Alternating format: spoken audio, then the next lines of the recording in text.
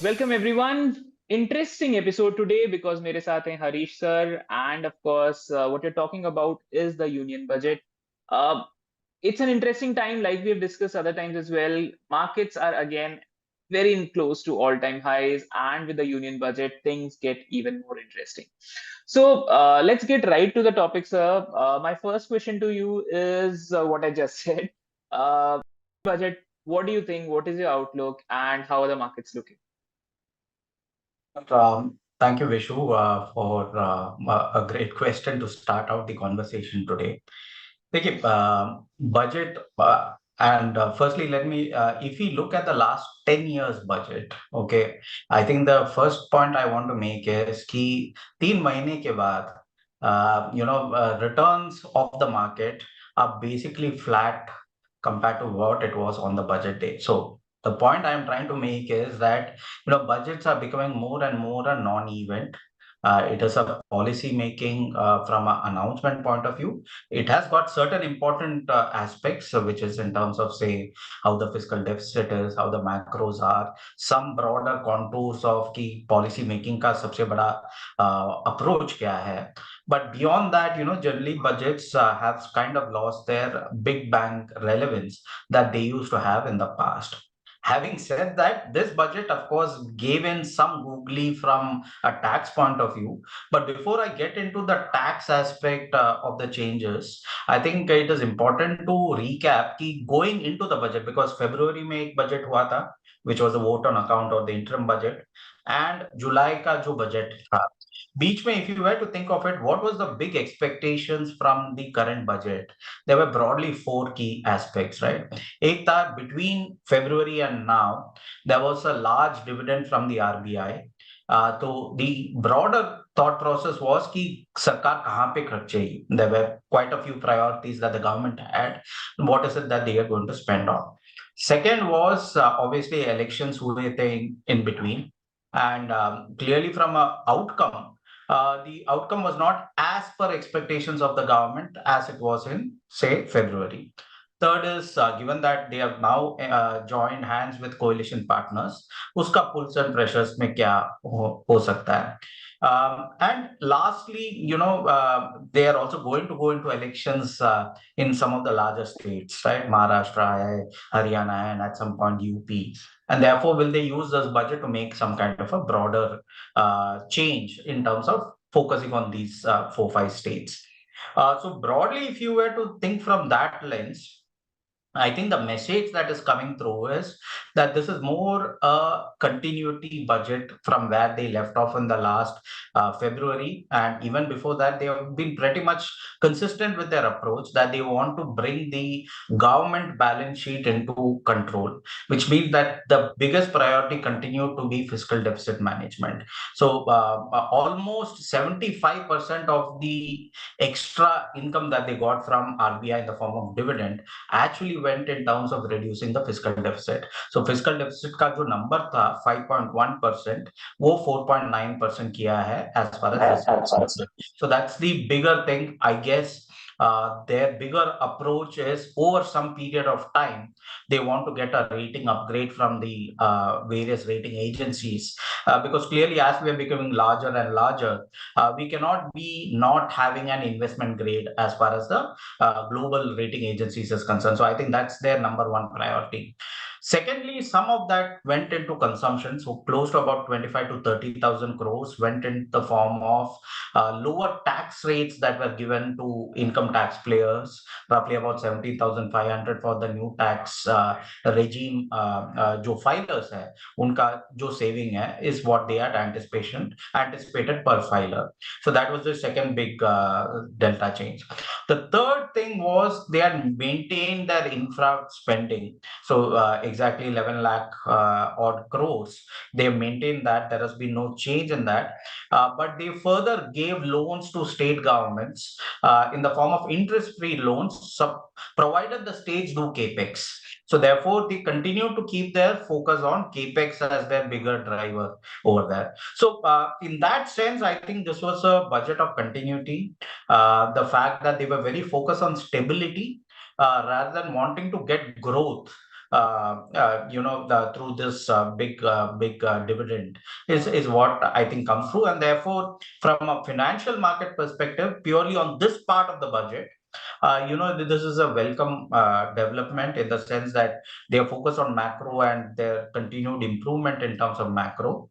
And therefore, both the bond markets as well as the currency markets and the equity markets. And of course, I'll come to the equity markets because there was some big change in terms of taxation is concerned. By and large, if that was not there, I would think that this would have been a status quo, a thumbs up kind of budget from various asset classes perspective. Now coming to the elephant in the room, which is that they did make a big change in terms of taxation. By and large, they made two broad changes.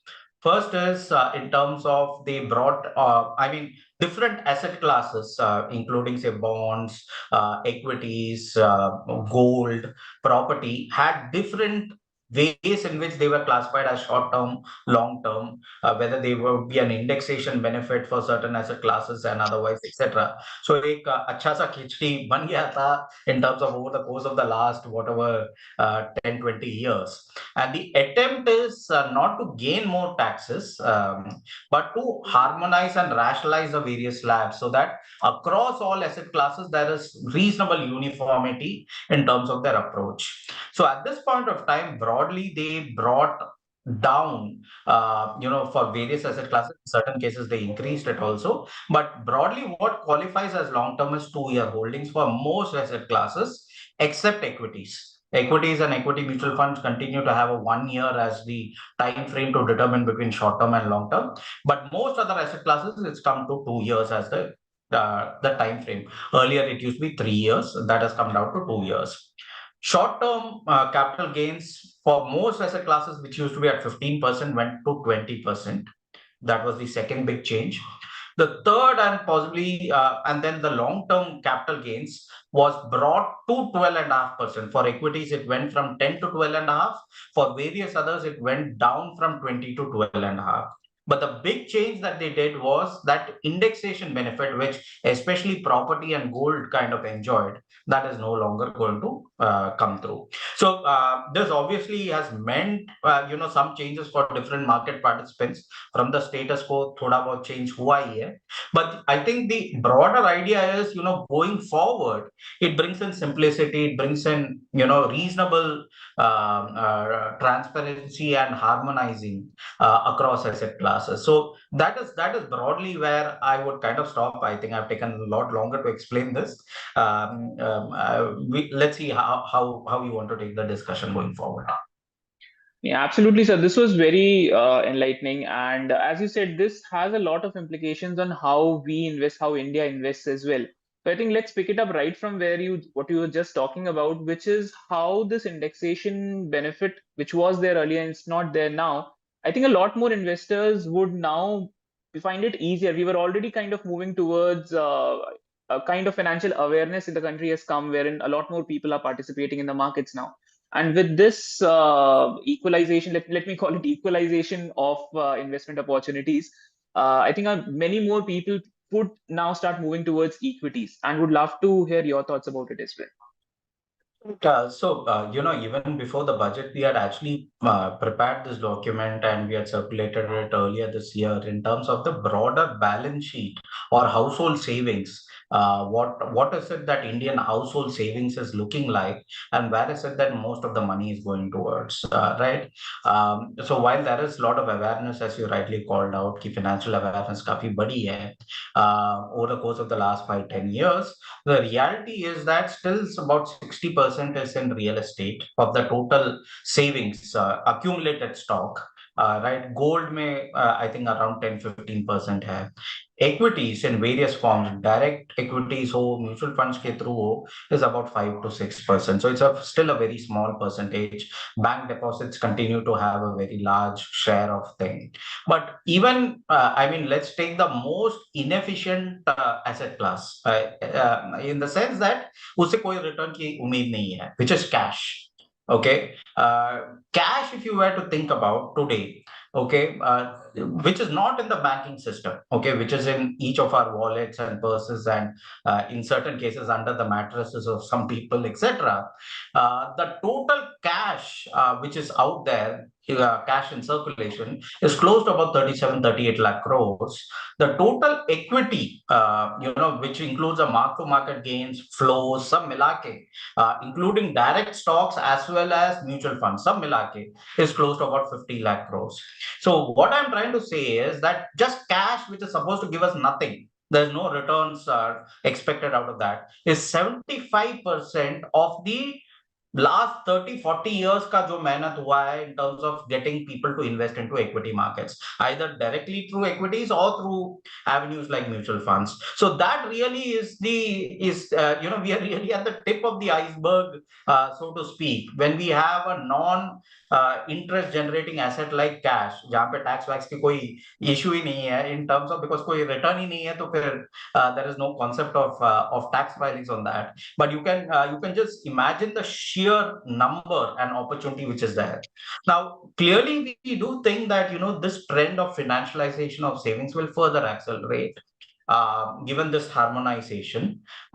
Yes, it's hard to say real estate, because there is an incentive that if you continue to buy under house, you need not necessarily pay. But at some point, the idea is that you may have to pay a higher tax, right? So it is not that Yeah, you can keep avoiding it, but maybe some people may decide that it's I can still postpone it, and therefore I can continue to circulate within the same real estate ecosystem, possibly. But I think more and more households are realizing, in my personal opinion, in my previous generation or in my parents' generation, you had people who had, say, 5 houses, 6 houses, etc. Who were primarily using property as an inflation-adjusted appreciation asset class, right? And they would keep disposing of one and buying another one, etc. Obviously, the maintenance cost, the sheer bandwidth that comes into managing so many properties itself takes a big toll. So I think more and more of the younger generation is, any which case, wanting to use housing primarily for staying. Okay, for sure, we all need houses to stay, but the option of buying multiple properties, etc., is, I think, on the decline, and therefore more and more money will go into financial products, be it equity, be it fixed income, be it other asset classes which have also opened up. I think one of the things that has come through is various other categories, including REITs, InvITs, fund of funds. All of those as categories have become a lot more attractive today, post the budget, and therefore there are a lot more avenues of it's just not only about equity and fixed income. There are a whole range of other asset classes which are financial, which can be part of various household savings. So I think it is interesting times. I would think that we expect more and more of the savings to come into financial assets, into various buckets. absolutely, sir. That's absolutely positive news for markets as well. I think a lot of people have been attributing the recent rise of markets to the retail participation. In fact, that more and more people are coming in, SIPs are coming in through mutual funds and otherwise equity. Uh, Having said that, sir, another, I think one of the other angles has been for the past half year, I think FIs were kind of jittery and they were kind of trying to get out. Like you said, this budget is more of a signal of continuation and harmony and the policy stability. So, do you think that trend is also about to change and the FIs would be more comfortable now, and this will also give a further boost to the markets? So, from a FII perspective, I think the biggest thing is, as Indians, of course, we have to compare everything within India. Okay, but global investors obviously have a lot of other opportunities, while India is definitely a very good asset class to be in from the long-term point of view. The reality is also that Indian assets are expensive today. So it is not that, they're getting cheap. There are other asset classes which are reasonably much cheaper, including China, other parts of emerging market, even say something like US small caps, which is reasonably much cheaper compared to its history. So therefore, while obviously policy stability and continuity are welcome moves for long-term investors. Short-term investors need not necessarily like this the fact. Also, do remember that they have seen a further increase in their taxation as well. So just like all equity players, we have seen an increase even for short-term to move from 15 to 20. I'm saying for direct investors, for mutual fund, of course, there is no such cost. But for long term, it has also gone up from 10 to 12 and a half. And therefore, at the margin, the hurdle rate जो बोलते हैं कि कितना आपको मिलना चाहिए ताकि आप post tax you are sane has gone up. Right. Therefore, ideally speaking, you want greater margin of safety than what it was before for every kind of investor. Now, of course, for Indian investors, the pool of assets are what it is, but for global investors, the pool is a lot more. So in some sense, therefore, this tax increase does at the margin be a negative, but it's like maybe a time correction, maybe some cool off in valuations. We generally do see a lot more appetite for Indian assets from global investors. So I don't think we're going to see a big cool off. But yes, at the margin, that they would need better margin of safety for investing into India. Absolutely, sir. Sir, like you said, ki we are not exactly getting our valuations cheap. The FIs are not getting them cheap. In fact, I think the economic survey recently published also talks about the same, where our GDP to the market cap ratio is on the higher side. Would love to hear your thoughts on it as well. Do you think this is going to cool down in some while through maybe time correction or value correction? Is that a risk in your understanding? No, so I think clearly, we in certain aspects we may have gone a bit ahead of ourselves in terms of say earnings and fundamentals. Now the question is how much is the extent, right?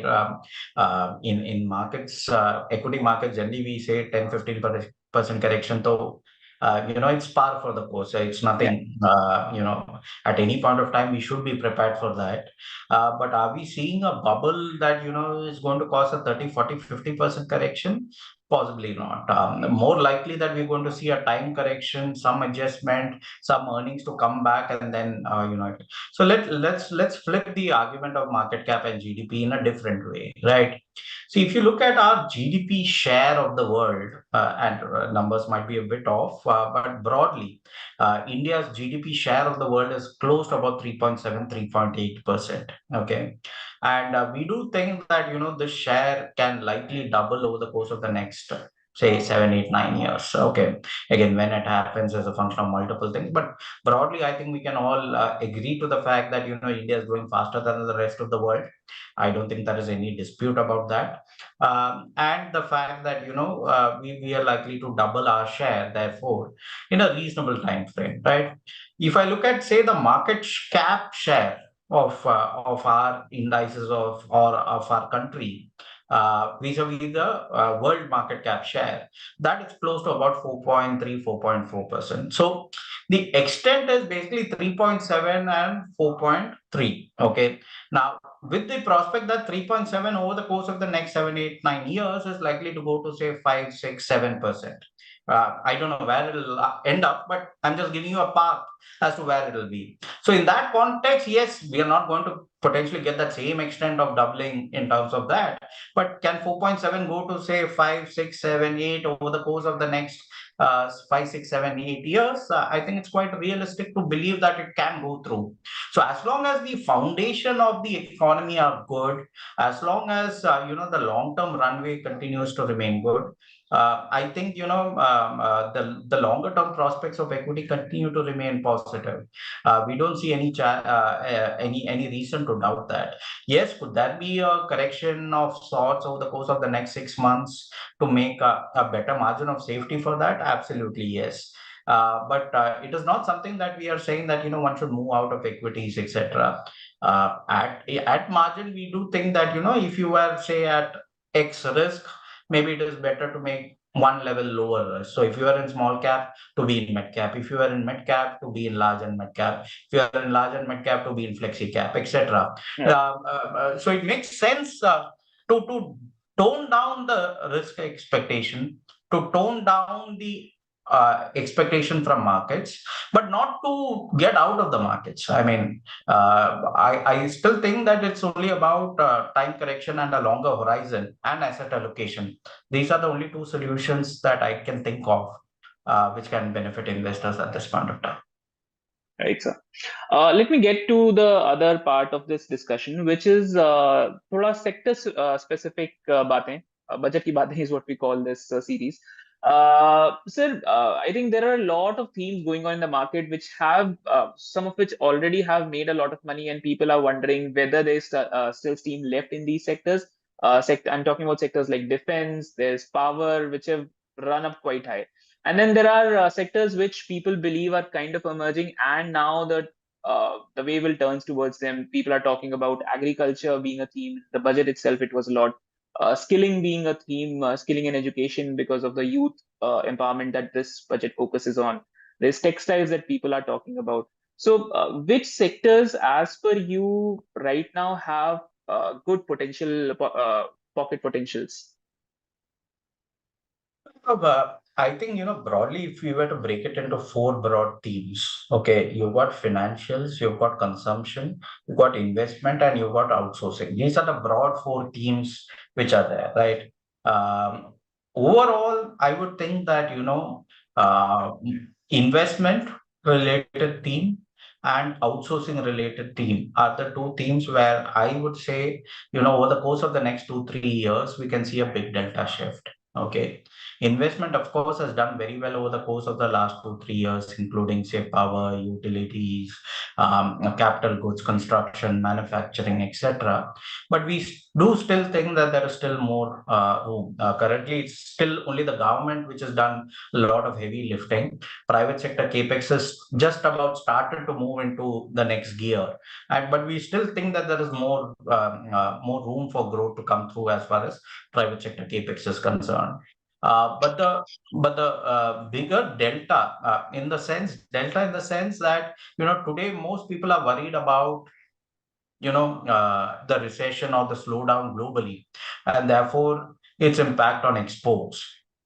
But we think that that brings a very good opportunity as well, in the sense that we think that India's share of export is likely to go up quite meaningfully in the coming decade. Obviously, in terms of service exports, we have gone up quite meaningfully over the course of the last 5, 7 years. As far as manufacturing exports, it's been a bit more sluggish. But we do think that in both of these cases, there is room for meaningful improvement of that to come through. So let's give some examples or give some perspective out there. If you think of, say, auto ancillaries, okay, this is a sector. About 3 years back or 5 years back, the overarching narrative was globally EVs is going to dominate, and old internal combustion engine related parts is on the decline. Therefore, globally, most auto majors and auto ancillaries, kind of moved significantly into electric vehicles, kind of saying that they are no longer going to invest in ICE engines and their parts, etc. Right? Over the course of the last 12 to 18 months, what has actually happened globally is that hybrid has taken off in a meaningful way. For a hybrid, you need both old ICE parts as well as the battery parts, right?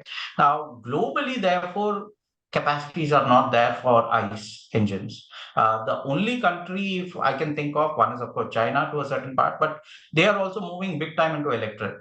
The one country which has got a lot of this capacity and which has got very competent management teams is India. And therefore, you're seeing a huge shift happening for all of these things which will come through. Textiles, and the great opportunity, I would say, wherein, we had lost out a reasonably big chunk to Bangladesh, in terms of their thing. Now, their treaties with European Union are likely to come fresh for negotiations next year.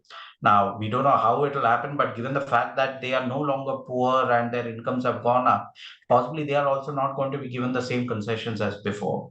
More importantly, we've also upped our game, and in the budget also there were some announcements specifically for manufacturing at the lower end, wherein the government will give some boost in terms of say EPF, employment for additional employment, etc.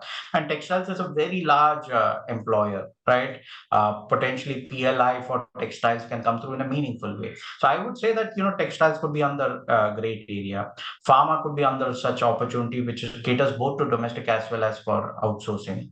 IT services itself is obviously the behemoth, which is currently going through some sluggish times, but again can be a very good opportunity. So I think there are a lot of pockets. We can keep talking about multiple sectors, but broadly, I think there are a lot of pockets that do come through. The only challenge is that where is valuations and how much of this is already priced in, and therefore the only solution, like I keep saying, is to give it time. You need to have a genuine long-term horizon at these levels of markets, and not believe in quick gains. Absolutely, sir. With that, sir, of course, that brings me to the final concluding part, which is an advice that you'd like to leave our viewers with, something that they should follow. It may be related to the current events that are happening, budget, or in general that they must always learn. Okay, so I think I'll go by the very simple adage that is there, that time in the markets is more than timing the markets. We are all constantly, and we keep talking about all-time highs, and that was your starting point. But the reality is that your all-time high is just one statistic. It is like the age of a person, etc. It might surprise you that over the course of the last 17 or 20 years, almost 20% or 25% of the time markets were at all-time highs at some point or the other. So it is not that all-time high is a rarity. It is more commonly found. Yes, of course, all of us keep worrying about 2007-8 as that one incident wherein somebody may have invested at the peak and then seen a significant drawdown, etc. I'm not saying that that will not happen, but the reality is that to paint every all-time high with that same brush may not necessarily be correct. Yes, markets are not cheap.